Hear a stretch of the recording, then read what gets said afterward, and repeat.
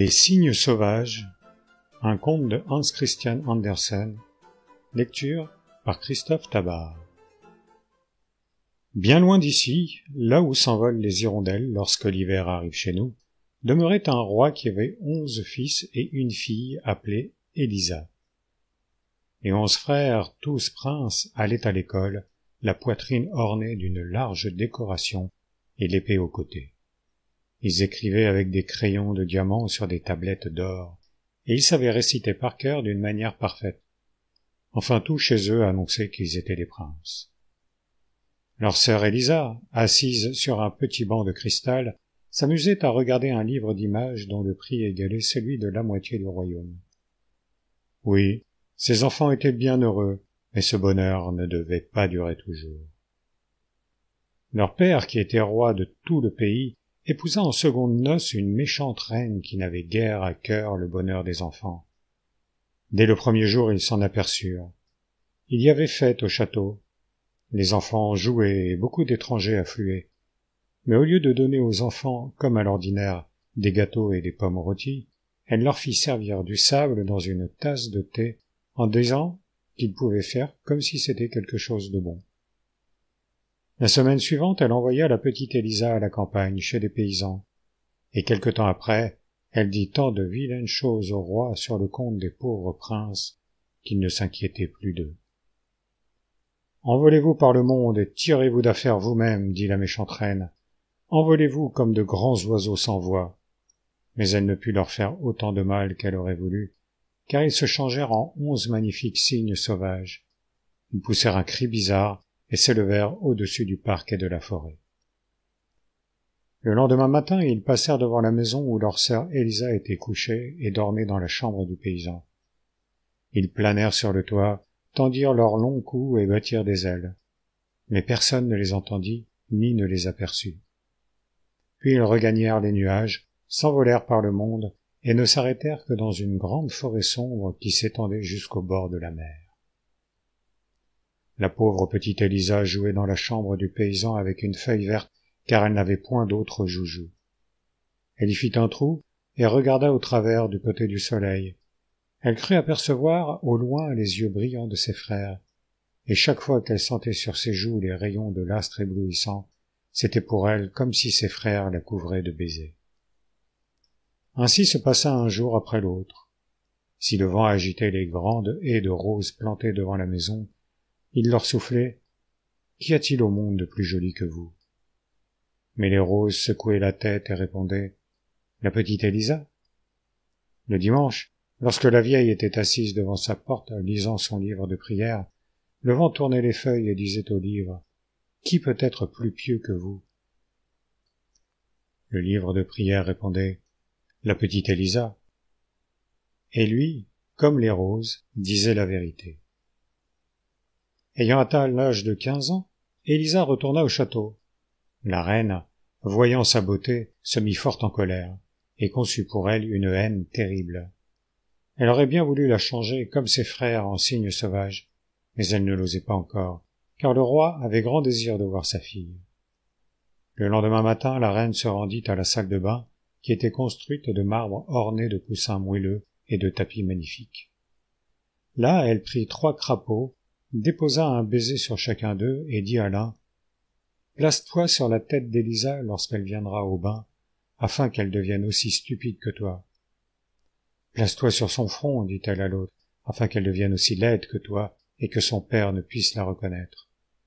Pose-toi sur son cœur, souffla-t-elle au troisième, et rend-la tellement méchante qu'elle en ait beaucoup de tourments. » Ensuite elle jeta les crapauds dans l'eau claire, qui aussitôt devint verdâtre, appela Élisa, la déshabilla et l'y plongea.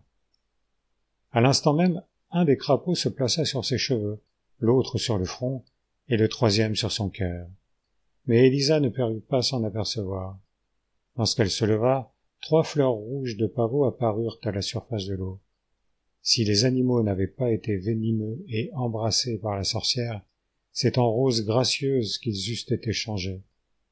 Ils étaient devenus fleurs en touchant la tête et le cœur de la jeune fille, car elle était trop pieuse et trop innocente pour que la magie pût exercer sur elle aucune influence.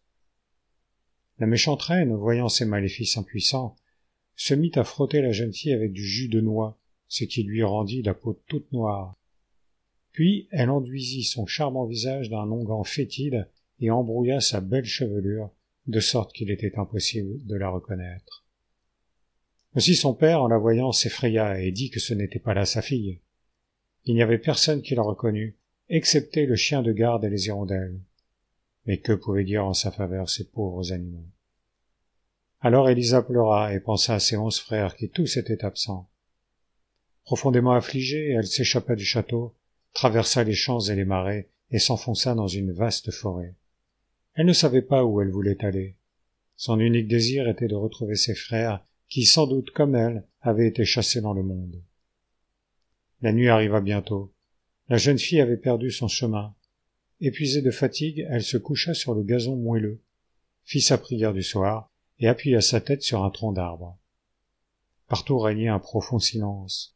L'air était doux, et plus de 100 vers luisants brillaient dans l'herbe et sur la mousse, comme de petits feux verdâtres. Elle toucha de sa main une branche, et ces insectes brillants tombèrent sur elle comme des étoiles filantes. Toute la nuit, Élisa rêva de ses frères, qu'elle voyait jouer comme des enfants, écrire avec leurs crayons de diamant sur des tablettes d'or et feuilleter le magnifique livre d'images qui valait la moitié du royaume. Mais, au lieu d'écrire sur les tablettes, comme autrefois, des zéros et des lignes, ils y traçaient maintenant les actions les plus courageuses par lesquelles ils s'étaient distingués et tout ce qu'ils avaient vu et éprouvé. Dans le livre d'images, tout était vivant. Les oiseaux chantaient, et les personnages quittaient leur place pour venir parler à Élisa et à ses frères. Mais aussitôt qu'elle tournait la feuille, ils rentraient promptement dans leur cadre pour qu'il n'y eût point de confusion dans les images. En se réveillant, Élisa remarqua que le soleil était levé depuis longtemps. Elle ne put néanmoins le voir à cause des grands arbres qui étendaient leurs branches sur sa tête. Mais ces rayons les perçaient, semblables à une gaze d'or soulevée par le vent. La verdure répandit un parfum délicieux et les oiseaux venaient se poser sur les épaules de la jeune fille. Elle entendait murmurer l'eau qui coulait de plusieurs grandes sources et se rendait dans un lac dont le fond était du sable le plus fin. Bien qu'entouré d'épaisses broussailles, ce lac était accessible par un endroit où les cerfs avaient pratiqué une large ouverture. C'est par cette ouverture qu'Élisa arriva au bord de cette eau, tellement limpide que, si le vent n'avait pas agité les branches et les buissons, elle les aurait crus peints au fond. Dès qu'elle aperçut sa propre figure si noire et si laide, elle recula d'horreur, mais lorsqu'elle eut mouillé sa petite main et frotté ses yeux et son front, la blancheur de sa peau reparut aussitôt. Puis, quittant ses vêtements, elle se baigna dans l'eau fraîche. Jamais fille de roi n'avait été plus belle qu'elle. S'étant rhabillée et ayant formé une tresse de ses longs cheveux, Élisa se rendit près d'une source jaillissante, but dans le creux de sa main et s'enfonça dans la forêt sans savoir où elle allait. Elle pensait à ses frères et au bon Dieu, qui, certes, ne l'abandonnerait pas, lui qui fait croître les pommiers sauvages pour satisfaire la faim de l'homme fugitif. Il lui fit découvrir un de ces arbres, dont les branches pliaient sous le poids de leurs fruits, et elle s'y arrêta pour prendre son dîner. Puis elle pénétra dans la partie la plus sombre de la forêt. Là, le silence était si profond qu'elle entendait le bruit de son pas léger, le froissement de chaque feuille sèche qui se rencontrait sous ses pieds. On ne voyait pas un seul oiseau, et pas un rayon du soleil ne pouvait pénétrer à travers les branches longues et épaisses. Les troncs des arbres se rapprochaient tellement qu'en regardant devant elle, elle aurait pu se croire entourée d'une quantité de grilles formées par des poutres. C'était une solitude dont elle n'avait jamais eu l'idée. La nuit devint d'une profonde obscurité. Aucun petit ver luisant ne brillait plus sur la mousse. La tristesse dans l'âme, Élisa se coucha et ne tarda pas à s'endormir. Pendant son sommeil, il lui sembla que les branches s'écartaient au-dessus d'elle, et que le bon Dieu, entouré de petits anges gracieux, jetait sur elle un regard doux et consolateur. En s'éveillant, elle ne savait pas si tout cela était un rêve ou une réalité. Elle continua son chemin et rencontra une vieille femme portant un panier rempli de fruits, et qui lui en offrit quelques-uns. Élisa lui demanda si elle n'avait pas vu 11 princes à cheval traverser la forêt. « Non, répondit la vieille, mais j'ai vu 11 cygnes avec des couronnes d'or sur la tête nager dans un lac près d'ici. » Elle conduisit la jeune fille à une pente au pied de laquelle serpentait un ruisseau. Les bords étaient couverts de grands arbres qui entrelaçaient leurs branches et les laissaient pencher sur l'eau. Élisa dit adieu à la vieille et chemina le long du ruisseau jusqu'à l'endroit où il se jetait dans un grand bassin. Maintenant la mer s'étendait dans toute sa magnificence devant les yeux de la jeune fille, mais aucune voile, aucun bateau ne s'y faisait voir qui pût la porter plus loin. Elle regarda sur le rivage les innombrables petites pierres arrondies par l'eau. Le verre, le feu, les cailloux, tout avait reçu la même forme, quoique l'eau fût encore plus légère que la main délicate de la jeune fille. « Ces petits objets roulent continuellement, disait-elle. C'est ainsi que tout ce qui est dur devient poli. Moi aussi je serai infatigable. Merci de votre leçon, flot limpide et mobile. Mon cœur me prédit qu'un jour vous me porterez auprès de mes frères chéris. » Sur le goémon rejeté par la mer se trouvaient 11 plumes de cygne blanc arrosées de quelques gouttes d'eau. Était-ce de la rosée ou des larmes? Nul ne pouvait le savoir. Élisa les ramassa et en fit un bouquet. Elle ne semblait pas s'apercevoir de la solitude du rivage, car la mer, par ses variations perpétuelles, offrait en quelques heures un spectacle plus intéressant que celui de plusieurs lacs pendant toute une année. Chaque fois qu'apparaissaient quelques grands nuages noirs, la mer semblait dire « Moi aussi je peux prendre cet aspect ». Alors le vent agitait les flots, et ils se couvraient d'une blanche écume. Si au contraire les nuages étaient rouges, et le vent calme, la mer ressemblait à une feuille de rose. Elle devenait tantôt verte, tantôt blanche. Au milieu du plus grand calme, un léger mouvement se faisait cependant sentir au rivage, et l'eau s'y soulevait doucement comme la poitrine d'un enfant endormi. Au coucher du soleil, Élisa aperçut 11 cygnes sauvages avec des couronnes d'or sur la tête qui s'approchaient de la côte. Ils volaient l'un derrière l'autre comme un long ruban blanc. À cette vue, elle gravit la pente et se cacha derrière un buisson. Bientôt les cygnes se posèrent auprès d'elle en battant de leurs grandes ailes blanches. Au moment où le soleil disparut derrière eux, le plumage des oiseaux tomba, et ils devinrent 11 beaux princes, les frères d'Élisa. Elle poussa un cri en les reconnaissant. Elle se jeta dans leurs bras en les appelant par leur nom. Eux aussi furent bien heureux de retrouver leur petite sœur si grande et si embellie. Ils riaient et pleuraient tour à tour. Ils comprirent bientôt qu'ils étaient tous victimes de la méchanceté de la belle-mère. « Nous volons, dit l'aîné, sous l'apparence de cygnes sauvages tant que le soleil brille dans le ciel. Mais dès qu'il a disparu, nous reprenons la forme humaine.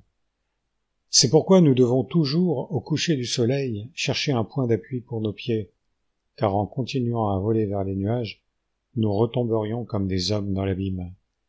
Nous ne demeurons pas dans cet endroit. Nous habitons au-delà de la mer, un pays aussi beau que celui-ci, mais la route est bien longue. Pour y arriver, il faut que nous traversions la vaste mer sans trouver aucune île où nous puissions passer la nuit. Un seul rocher, étroit et solitaire, où nous tenons à peine, serrés les uns contre les autres, s'élève au milieu des flots.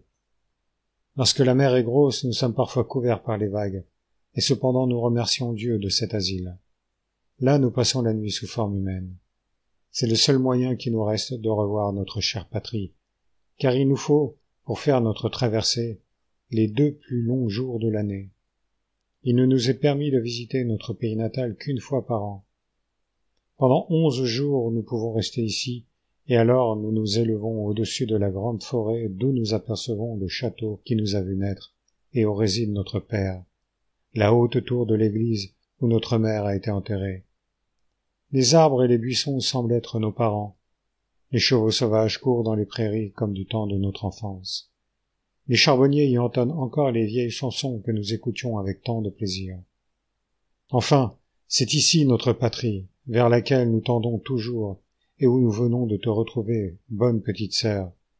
Nous avons encore 2 jours à rester, puis il faudra partir pour un pays magnifique, mais qui n'est pas notre patrie. Comment t'emmener par-delà la mer? Nous n'avons ni vaisseau ni barque. Que pourrais-je faire pour vous sauver? Dit la sœur. Et ils s'entretinrent presque toute la nuit sur les moyens d'accomplir leur délivrance, ne donnant que quelques heures au sommeil. Élisa fut réveillée par le bruit des ailes des cygnes qui s'envolaient au-dessus d'elle. Ses frères, transformés de nouveau, s'éloignaient en traçant de grands cercles dans les airs. L'un d'eux seulement, le plus jeune, resta auprès d'elle. Il posa sa tête dans le giron de la pauvre fille qui caressait ses blanches ailes, et ils passèrent ainsi toute la journée ensemble. Après ce soir, les autres revinrent, et lorsque le soleil se fut couché, ils reprirent leur figure naturelle. « Demain nous partons, dit l'aîné, et nous ne reviendrons qu'au bout d'un an. Nous ne voudrions pas te laisser ici. As-tu assez de courage pour nous suivre? Mon bras est assez fort pour te porter à travers la forêt, donc nos ailes réunies auront assez de force pour t'emporter au-delà de la mer. »« Oui, emmenez-moi, dit Élisa. » Les frères passèrent toute la nuit à tresser un filet avec l'écorce flexible du saule et les tiges du jonc. Élisa fut placée dedans, et lorsque le soleil reparut, les frères, redevenus des cygnes sauvages, prirent le filet dans leur bec et s'envolèrent jusqu'au nuage avec leur sœur bien-aimée encore endormie. Comme les rayons du soleil tombaient d'aplomb sur sa figure, l'un des cygnes vola au-dessus de sa tête pour l'ombrager de ses larges ailes. Lorsqu'Élisa se réveilla, les cygnes étaient déjà loin de la terre. Elle croyait rêver encore, tant il lui paraissait extraordinaire d'être ainsi portée au-dessus de la mer, si haut à travers les airs. Près d'elle se trouvait une branche chargée de fruits délicieux et un paquet de racines exquises que le plus jeune de ses frères lui avait préparées. Aussi elle lui souriait avec reconnaissance, car elle avait reconnu que c'était lui qui volait au-dessus de sa tête en l'ombrageant de ses ailes. Les cygnes s'élevèrent si haut que le premier navire qu'ils aperçurent au-dessous d'eux leur parut une petite mouette sous l'eau.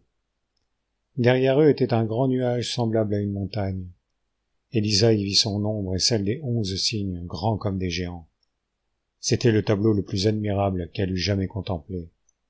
Mais dès que le soleil se fut élevé davantage dans le ciel, cette image flottante s'évanouit. Comme une flèche qui fend les airs, les 11 cygnes volèrent toute la journée, plus lentement néanmoins qu'à l'ordinaire, puisqu'ils portaient leurs serres. Le temps devint mauvais, et la nuit approchait. Élisa vit avec inquiétude le soleil s'incliner vers l'horizon, sans apercevoir encore le rocher solitaire au milieu des flots. Il lui sembla aussi que les cygnes agitaient leurs ailes avec beaucoup plus d'effort. Hélas, c'était elle qui les retardait. Le soleil couché, il redeviendrait homme, tomberait dans la mer et se noierait. Elle adressa du fond du cœur une prière au bon Dieu, mais le rocher n'apparut pas encore. Le nuage noir s'approchait de plus en plus. Le vent annonçait une tempête, le tonnerre grondait, et un éclair suivait l'autre. Déjà le soleil touchait à la mer. Le cœur de la jeune fille palpitait. Les cygnes descendaient si rapidement qu'elle croyait tomber. Mais bientôt ils reprirent leur vol. Le soleil était à moitié plongé dans l'eau lorsqu'elle aperçut le petit rocher, pas plus haut qu'un chien de mer qui montre sa tête au-dessus de l'eau. Le soleil ne ressemblait plus qu'à une simple étoile quand elle posa les pieds sur le roc. Et lorsqu'il s'éteignit tout à fait comme la dernière étincelle d'un papier enflammé, elle vit ses frères autour d'elle, se tenant tous par la main. Il ne restait pas la moindre petite place vide. Les vagues battaient le rocher et passaient sur leur tête comme une averse. Le ciel était en feu. Le tonnerre grondait sans cesse. Mais la sœur et les frères, se tenant toujours par la main, entonnèrent un psaume afin de reprendre courage et de se consoler. À l'aube du jour, l'air devint calme et pur. Les cygnes s'envolèrent avec Élisa au moment où le soleil parut. La mer était encore agitée. Vue du haut des airs, sa blanche écume ressemblait à des milliers de cygnes bercés par les vagues. Peu de temps après, Élisa aperçut devant elle un pays montagneux qui semblait flotter dans l'air. Au milieu de brillants glaciers et de rochers escarpés, un château long s'élevait entouré de galeries superposées.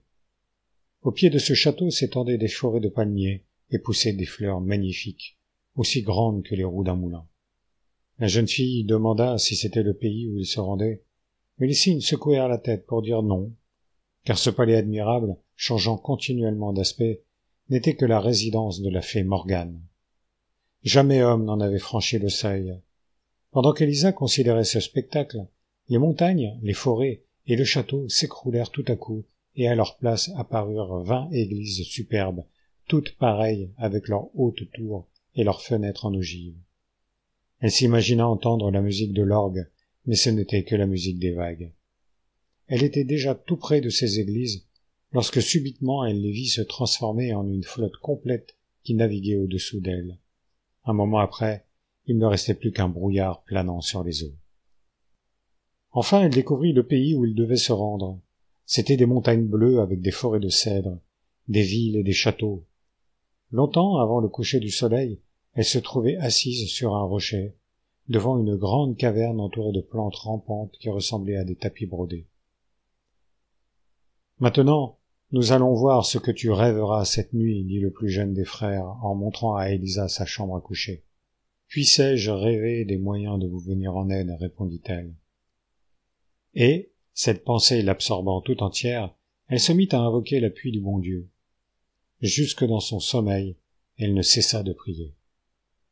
Soudain, elle se crut enlevée bien haut dans les airs jusqu'au palais nébuleux de la reine Morgane. La fée elle-même venait à sa rencontre, et malgré sa beauté et sa splendeur, elle ressemblait à la vieille femme qui lui avait donné des fruits dans la forêt et lui avait parlé des 11 signes aux couronnes d'or. Tes frères pourront être délivrés, dit la fée, mais il te faudra du courage et de la persévérance. Il est vrai que l'eau, plus légère que tes mains délicates, arrondit les pierres dures, mais elle ne ressent pas les douleurs que ressentiront tes doigts. Elle n'a pas de sensibilité et ne subit pas les tourments que tu endureras. Vois-tu l'ortie que je tiens à la main?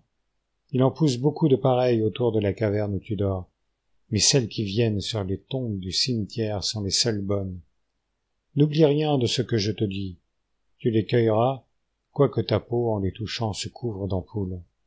Tu les écraseras ensuite sous tes pieds pour en faire de la filasse, avec laquelle tu tisseras 11 tuniques à manches longues. Jette ces tuniques sur les 11 cygnes sauvages, et le charme sera rompu. Mais rappelle-toi bien que depuis le moment où tu auras commencé ce travail jusqu'à celui où il sera terminé, dût-il durer plusieurs années, il te faudra garder un silence absolu. Le premier mot sorti de ta bouche atteindrait le cœur de tes frères comme un poignard mortel. Ainsi leur vie dépend de ta langue. N'oublie rien de mes avertissements. En même temps, elle toucha de son ortie la main d'Élisa qui se réveilla tout à coup, comme brûlée par le feu. Il faisait grand jour, et près de l'endroit où elle avait dormi se trouvait une ortie toute pareille à celle qu'elle avait vue dans son rêve. Alors la jeune fille se mit à genoux, remercia le bon Dieu et sortit de la caverne pour commencer son travail. Elle saisit de ses mains délicates les vilaines orties brûlantes et supporta volontiers la douleur pour sauver ses frères chéris. Elle écrasa ensuite chaque tige d'ortie avec ses pieds nus et enfila de la filasse verte. Dès que le soleil fut couché, les frères arrivèrent. Ils eurent grand peur en retrouvant leur sœur tout à fait muette, et ils crurent d'abord que c'était un nouveau sortilège de leur belle-mère. Mais en apercevant ses mains, ils comprirent ce qu'elle faisait pour eux. Le plus jeune se mit à verser des larmes sur elle, et, partout où tombèrent ces larmes, la douleur cessa, et les ampoules disparurent. Élisa passa toute la nuit à travailler, ne voulant prendre aucun repos avant d'avoir délivré ses frères. Le lendemain, pendant l'absence des cygnes, elle resta dans sa solitude. Cependant, jamais les heures n'avaient coulé si vite pour elle. Bientôt une tunique fut achevée. Elle se mit à la seconde. Au milieu de sa besogne, le son du cor se fit entendre dans les montagnes et remplit la jeune fille de terreur. Comme ce bruit se rapprochait de plus en plus, avec des aboiements de chiens, elle rentra promptement dans la caverne, ramassa toutes les orties, en fit un paquet et s'assit dessus pour les cacher. Un moment après, un gros chien sortit des broussailles, puis un autre et un autre encore. Ils disparurent en aboyant et revinrent bientôt après. Au bout de quelques minutes, tous les chasseurs arrivèrent, et le plus beau, qui était le roi du pays, s'approcha d'Élisa. Jamais il n'avait vu une aussi jolie fille. « Comment es-tu venue ici, charmante enfant ?» Élisa secoua la tête, car la vie de ses frères dépendait de son silence, et cacha ses mains sous son tablier pour que le roi ne découvrît pas ses souffrances. « Viens avec moi, continua-t-il, tu ne peux pas rester ici. Si tu es aussi bonne que tu es belle, je t'habillerai de soie et de velours, je mettrai une couronne d'or sur ta tête, et je te donnerai mon plus riche château pour résidence. » Puis il la plaça sur son cheval. Elle pleurait et se tordait les mains, mais le roi dit « Je ne veux que ton bonheur. Un jour tu m'en sauras gré. » Il partit à travers les montagnes, tenant la jeune fille devant lui et suivi de tous les autres chasseurs. À l'approche de la nuit, on aperçut la magnifique capitale avec ses églises et ses coupoles. Le roi conduisit Élisa dans son château, où des jets d'eau s'élevaient dans des hautes salles de marbre dont les murs et les plafonds étaient couverts de peintures admirables.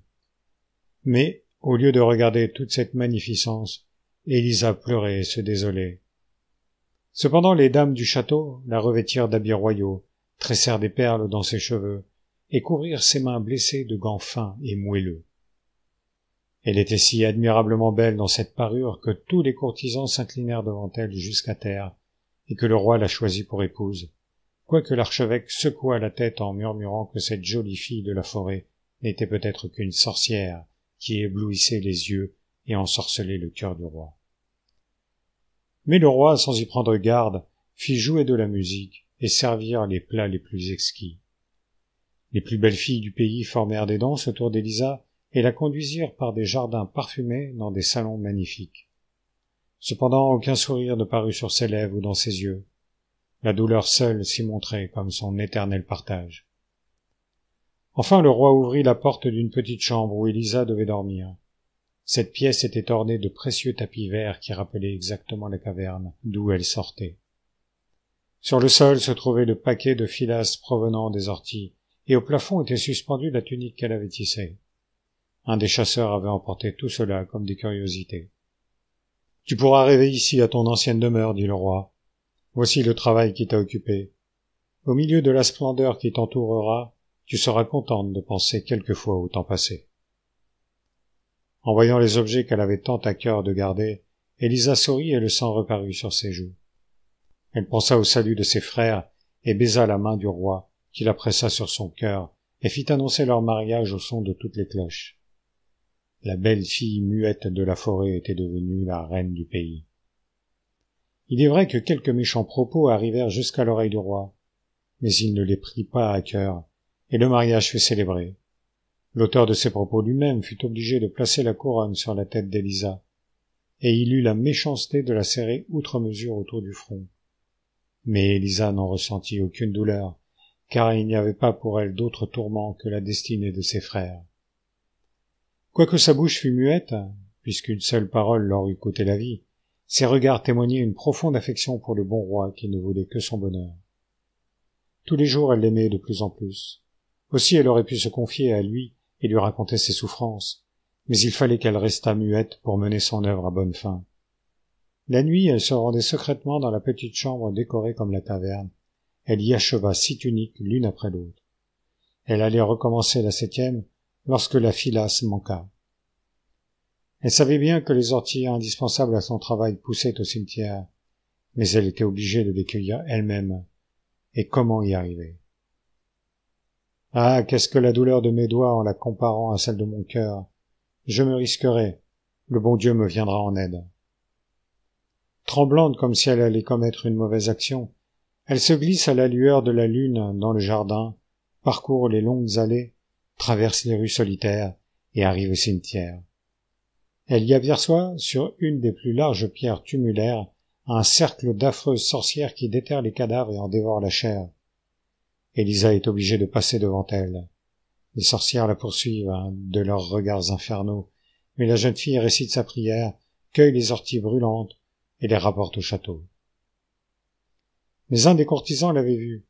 Il se persuada que la reine n'était qu'une sorcière qui avait trompé le roi et tout le peuple. Le roi eut bientôt connaissance de tout ce qui s'était passé. 2 grosses larmes roulaient sur ses joues, et il eut le cœur déchiré par un doute cruel. Pendant plusieurs nuits, il feignit de dormir, mais il voyait Élisa se lever, et il la suivait tout doucement jusqu'à la petite chambre où elle entrait. L'air du roi devint chaque jour plus sombre. La pauvre reine s'en aperçut sans en deviner la cause, et ce chagrin vint encore augmenter les souffrances qu'elle éprouvait au sujet de ses frères. Ses larmes tombaient sur le velours et le pourpre comme des diamants étincelants. Cependant elle ne perdit pas courage, poursuivit son travail, et bientôt il ne manqua plus qu'une tunique. Il lui fallait aller une dernière fois au cimetière pour cueillir des orties. Elle songeait avec angoisse à ce voyage solitaire et aux affreuses sorcières, mais sa volonté était ferme, comme sa confiance en Dieu. Elle se mit donc en route, mais le roi et le méchant courtisan la suivirent. Ils la virent entrer dans le cimetière, et plus loin ils aperçurent les sorcières consommant leur épouvantable sacrilège. Le roi se détourna avec horreur, en pensant que la tête qui s'était reposée sur sa poitrine appartenait à l'un de ces monstres. « Que le peuple la juge !» s'écria-t-il, et le peuple la condamna aux flammes. Arrachée aux salles splendides, la malheureuse fut conduite dans un cachot horrible, où le vent sifflait à travers une fenêtre grillagée. Au lieu de velours et de soie, elle n'eut pour coussin que les paquets d'orties qu'elle venait de cueillir. Les tuniques brûlantes qu'elle avait tissées durent lui servir de couverture, et cependant il était impossible de rien lui offrir de plus agréable. Elle reprit son travail en adressant des prières au ciel. En attendant, les enfants entonnaient dans la rue des chansons injurieuses pour elle, et pas une âme ne la consolait par une parole affectueuse. Soudain, vers le soir, une aile de cygne apparut près de la petite fenêtre. C'était le plus jeune des frères qui avait retrouvé sa sœur. Élisa se mit à sangloter de joie, bien que la nuit prochaine dût être pour elle la dernière. Mais son travail était presque achevé, et ses frères n'étaient pas loin. On envoya près d'elle un magistrat pour qu'elle fît la confession de ses crimes. À la vue de cet homme, Élisa secoua la tête et le pria du regard et du geste de ne pas insister. Elle devait, cette dernière nuit, terminer son travail, sans quoi ses tourments, ses larmes et ses longues veillées, tout eût été perdu. Le magistrat se retira donc en proférant des menaces, mais Élisa, forte de son innocence, continua sa tâche. Les petites souris apportèrent à ses pieds des orties pour lui venir en aide, et un merle, posé sur la grille de la fenêtre, chanta toute la nuit pour soutenir son courage. 1 heure avant le lever du soleil, les 11 frères se présentèrent à la porte du château, demandant à être introduits près du roi. On leur répondit que c'était impossible. Il faisait encore nuit, le roi dormait, et personne n'oserait le réveiller. Ils prièrent et menacèrent, de sorte qu'on fut obligé d'appeler les gardes. À ce bruit, le roi sortit et demanda ce qu'il y avait. Mais au même instant, le soleil se montra, et les 11 frères disparurent. Seulement 11 cygnes sauvages s'élevèrent au-dessus du château. La foule accourut aux portes de la ville pour voir brûler la sorcière. Un cheval décharné traînait la charrette où elle était assise, affublée d'une blouse de grosse toile.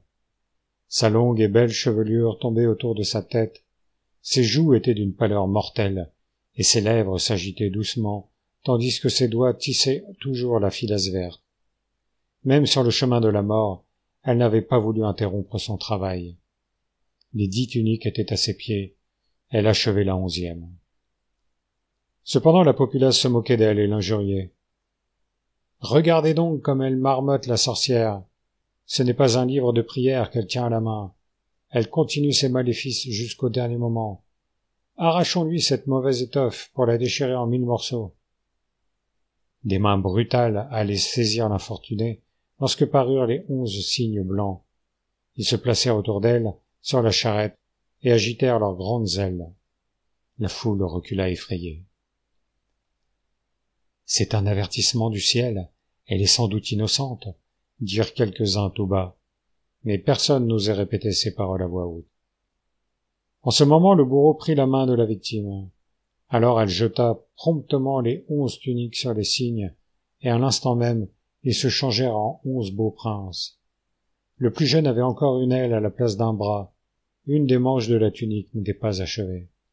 « Je puis donc parler » s'écria l'heureuse sœur. « Sachez que je suis innocente. » Et le peuple, voyant ce qui se passait, s'inclina devant elle comme devant une sainte.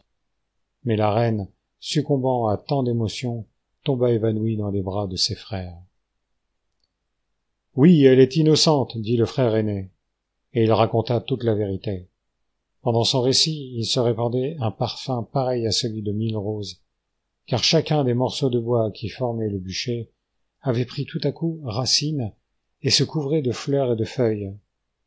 Le lieu du supplice s'était transformé en un épais bosquet de rosiers rouges, au-dessus desquels brillait une fleur blanche comme une étoile. Le roi cueillit cette fleur et la posa sur le cœur d'Élisa, qui revint à elle et qui montra sur sa figure l'expression de la paix et du bonheur. Toutes les cloches des églises se mirent en branle d'elles-mêmes, les oiseaux accoururent en bandes joyeuses, et jamais roi n'eut un cortège comme celui qui ramena au château les deux jeunes époux.